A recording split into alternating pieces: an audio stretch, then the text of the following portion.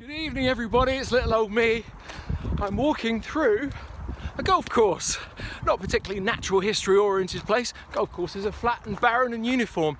Unfortunately, because of things like golf courses and housing estates and superstores and farmland, monoculture, we flatten and destroy habitat, and this is a case in point, a golf course. But there is hope. If we as consumers, as individuals, if we can be a bit more thoughtful, then that in turn will feed on to the developers, the people who build places like this. And then in turn, they might be a bit more thoughtful as well. And that is exactly what's going on this golf course. The reason being, when I was a little boy, I used to go out and about in the sticks in Essex when I was 10 years old and listen to the sound of Skylarks. Skylarks are beautiful. It's this amazing sound that takes place over beautiful wild grassland. But nowadays, it's silent. Silence. This is something we've got used to in the past couple of decades because Skylarks have dropped in numbers like you wouldn't believe because of all the rough herbage, all the rough grassland has been flattened for agriculture, for golf courses. But there is hope.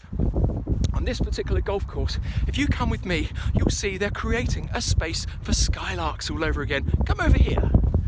And here we have a classic golf course. There's the flag and everyone's ready to tee off. But look, all around that flag in the distance, there are patches of rough ground. And look, lo and behold, in the foreground, this is a Skylark protection area. How on earth do you protect it for Skylarks? Well, what you do is rather than having all the monoculture of uniform grass everywhere, you have wild patches. In amongst the various greens, you've got these wild areas. They are not mowed, they are left to their wild devices. And the result is this rough herbage, plants, diversity, absolutely key for the survival of the Skylark. And so many other birds in this area as well.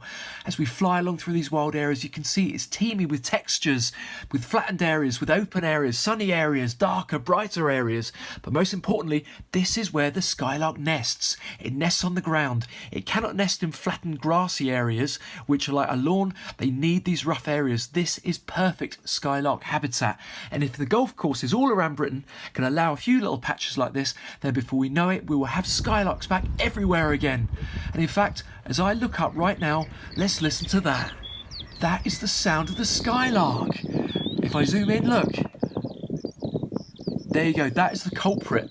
The little Skylark is displaying over the rough pastureland.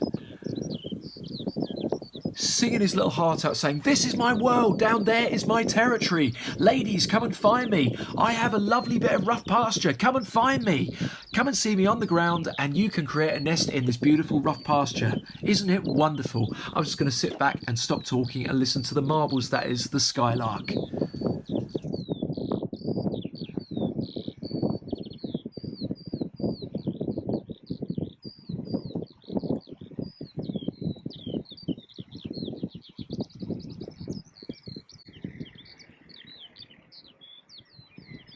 So all it takes is a little bit of thought from us as individuals, as consumers, and then it will feed on to the developers, the people who create the farmland and the agriculture and the places where we live and all of the fields and flatten all the habitat. If we can be more thoughtful as consumers, it will feed through to the people creating and destroying habitat. And they might think, hang on a minute, there is a place where we can live alongside wildlife and incorporate wild habitats and variety and biodiversity into the areas such as this golf course that where people want to play as well.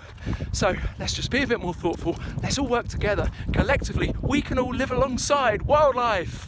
Have a wonderful day, everybody. I'll speak to you soon. Cheers.